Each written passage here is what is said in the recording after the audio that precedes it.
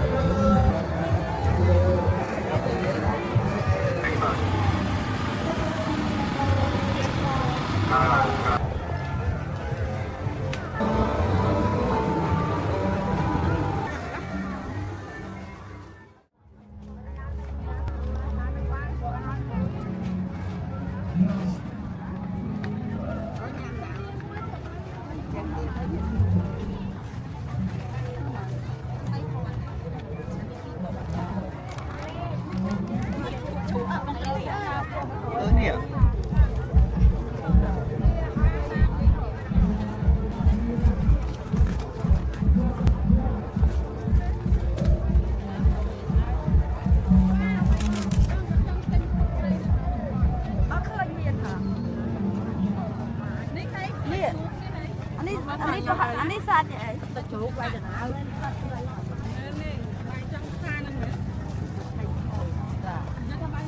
một hộp rồi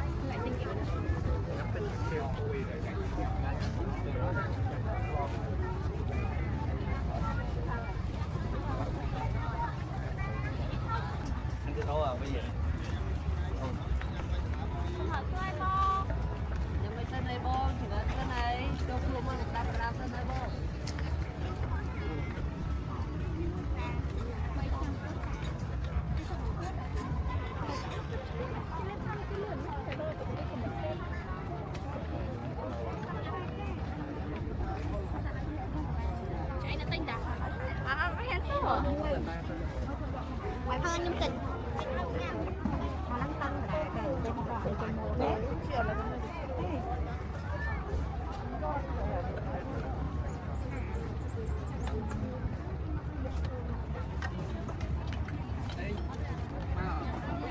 nâng lươn đi ta mà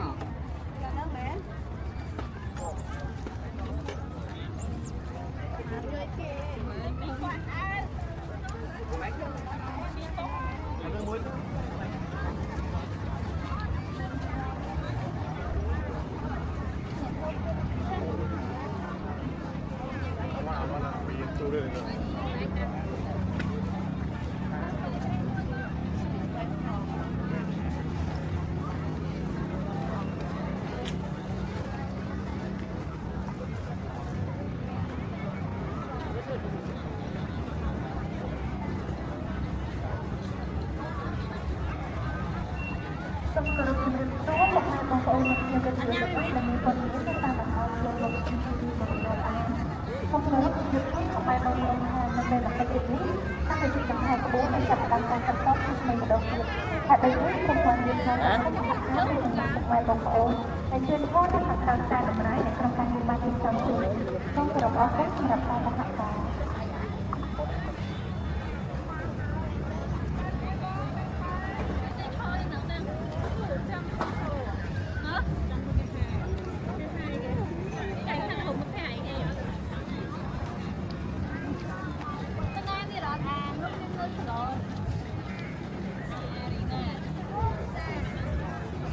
ขอบคุณยังต้องตู้รถไฟมาต้นสำหรับเป็นอาการของทุกไม้ของโอ้ตู้รถไฟมาต้นตู้ออกต้น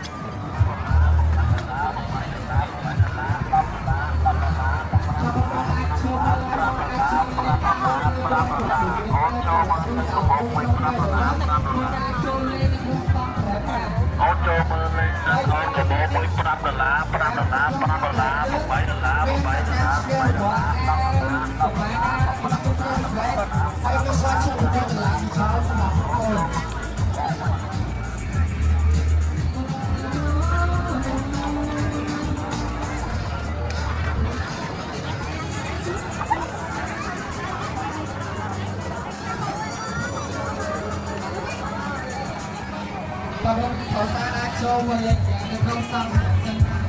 buat BR berada pada dalam supaya dapat mengacung lepas kau.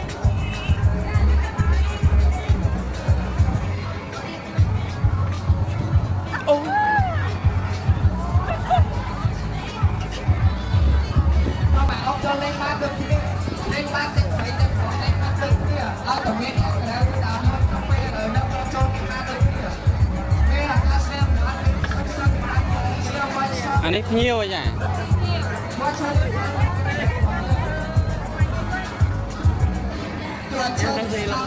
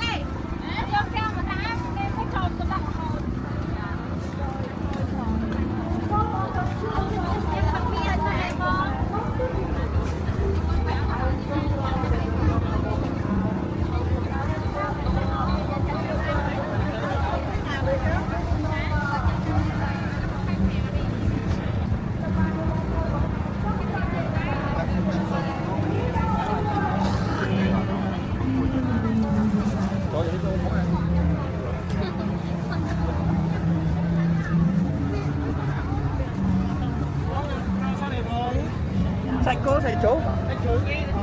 hả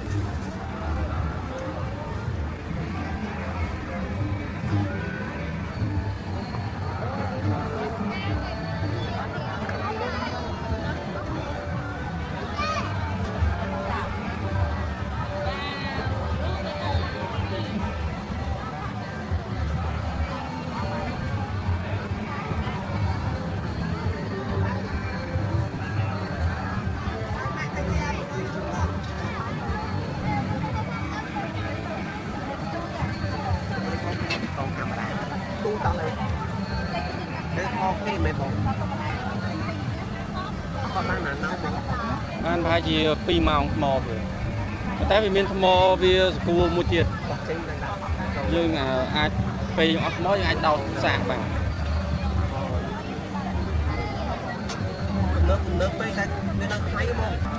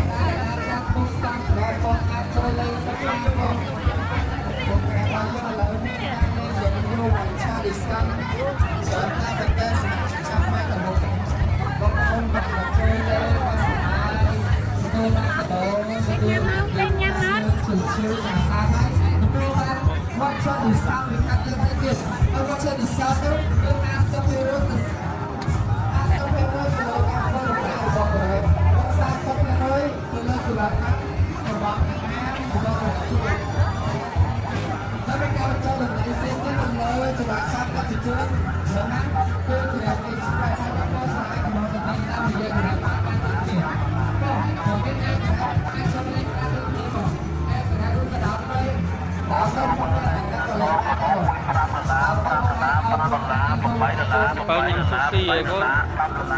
subscribe cho kênh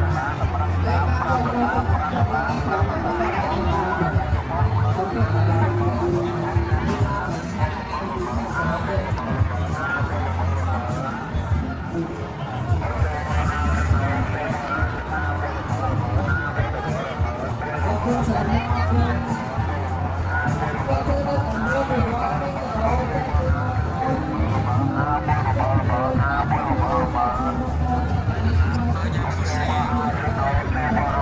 để không bỏ lỡ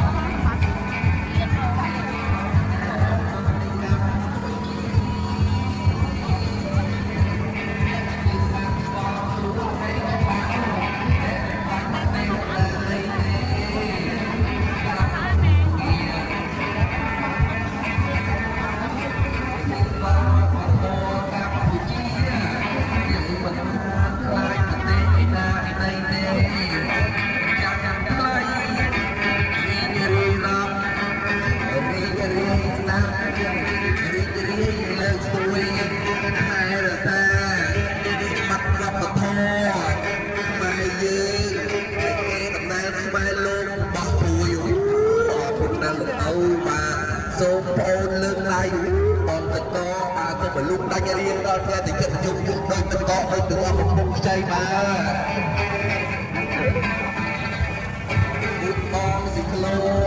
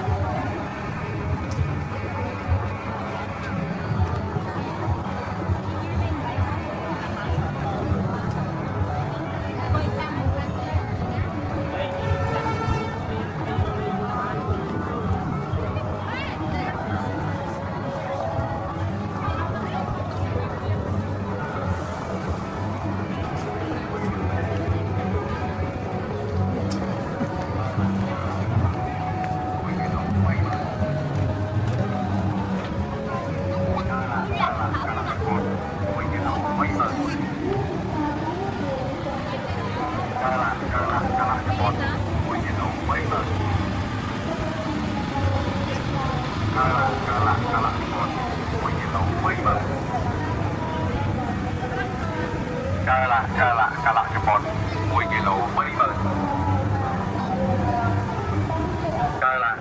Kalak Jepun 1 គីឡូ 20,000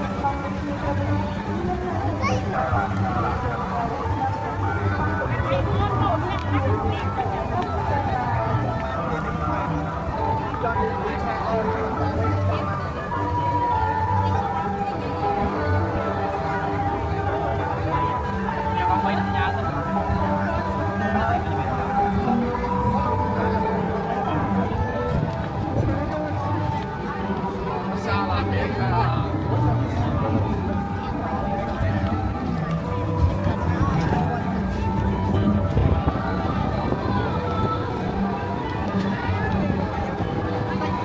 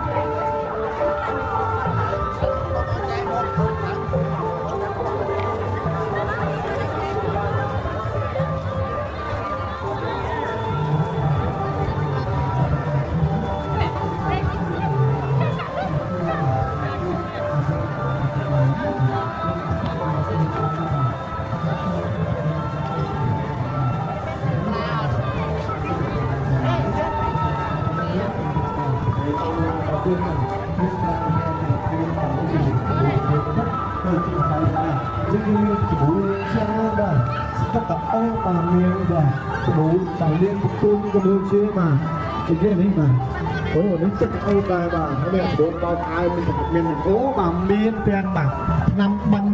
នេះបាទអូឡារបស់យើងដែរ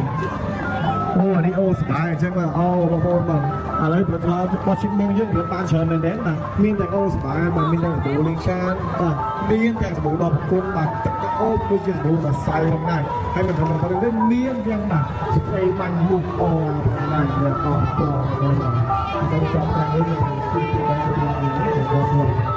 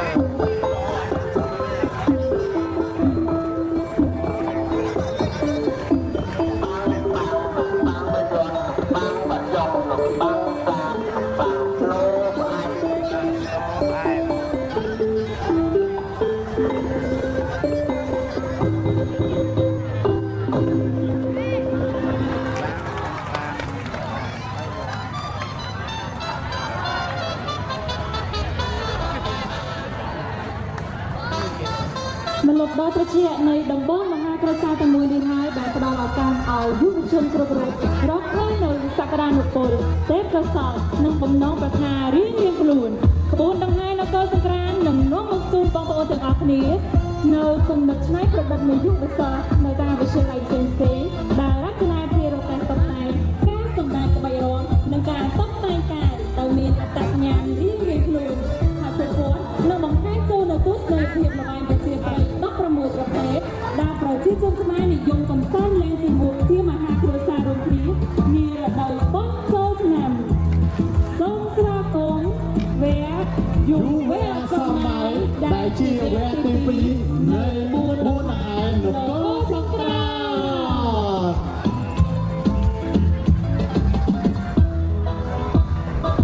ផែនដែលរំកិលខ្លួនមកបលមងគេនេះជាផែនមនុស្សយន្តអនាគតដែលនឹងរៀបចំដោយយុវជននៃសាលាជំនាន់ថ្មីវិទ្យាល័យព្រះស្រីសវណ្ណ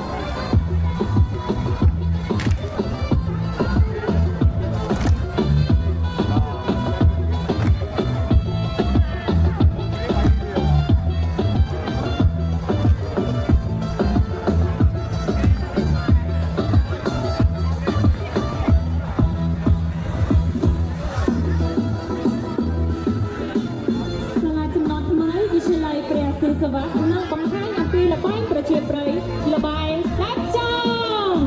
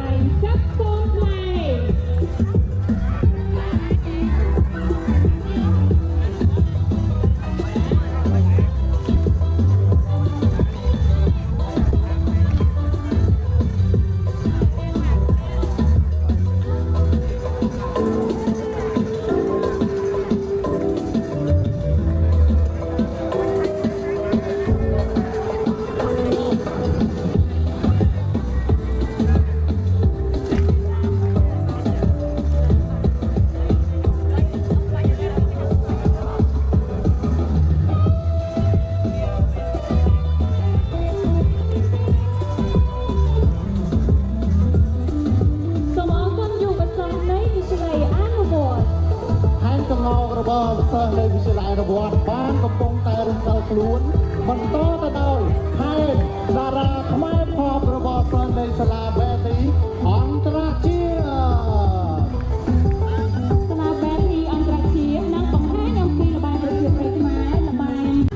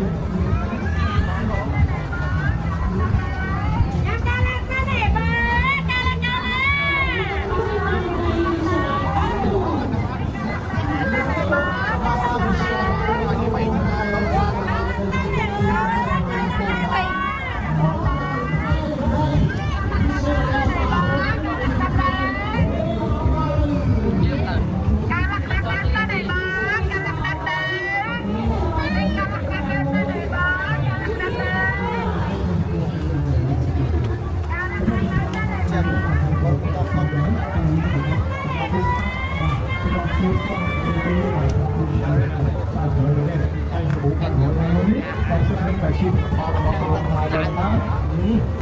nó bị cho mình mang ra thì chim nấu rồi chim mông mình chim mông là những chim mông là muối đang mang ra chim của chúng ta muối còn muối đang thầy chiếc muối và nét theo sự của ta ngay bên đây và ở đây nó có những anh sắc cho tôi những sáng và trong đây thì còn như các bạn đã sử dụng bao nhiêu và hay mình có mua số và hỗ trợ là tiêu tiền là còn được tôi thêm tí anh phụ đã cắt lấy ở vùng đảo xạ bán ở vùng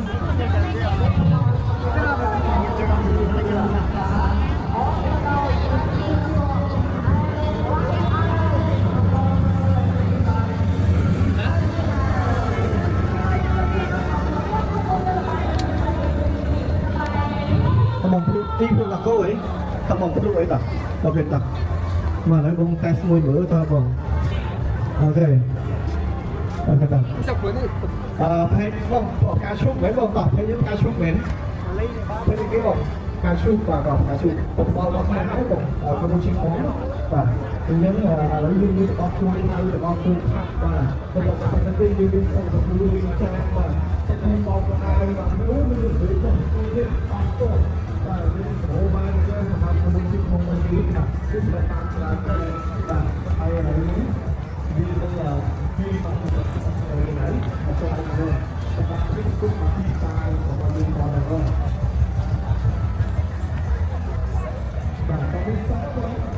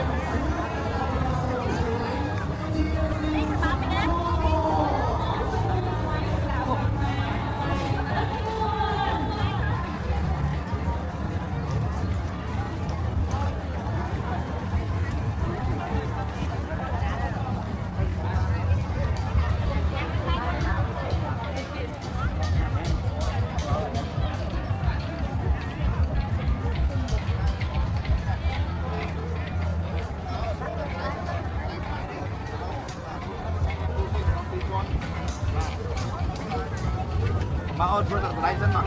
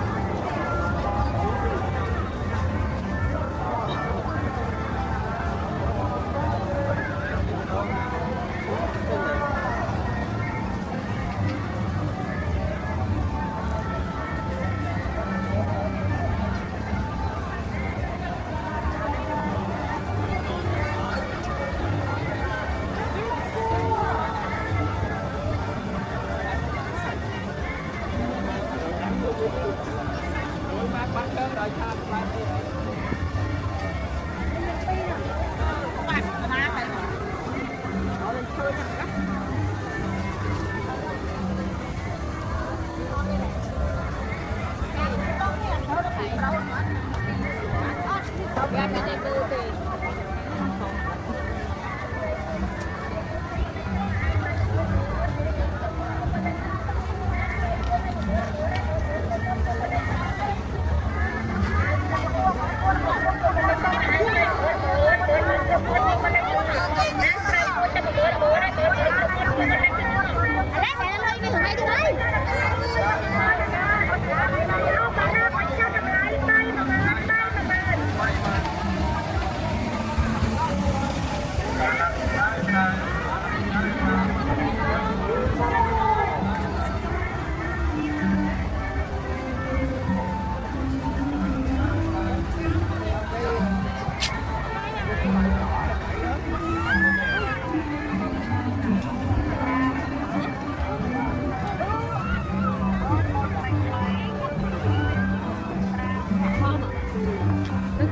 Ghiền Mì Gõ để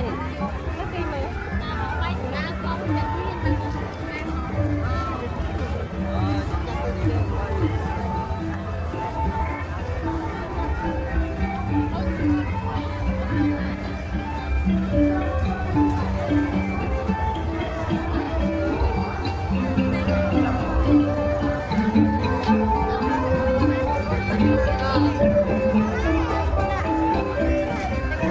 lỡ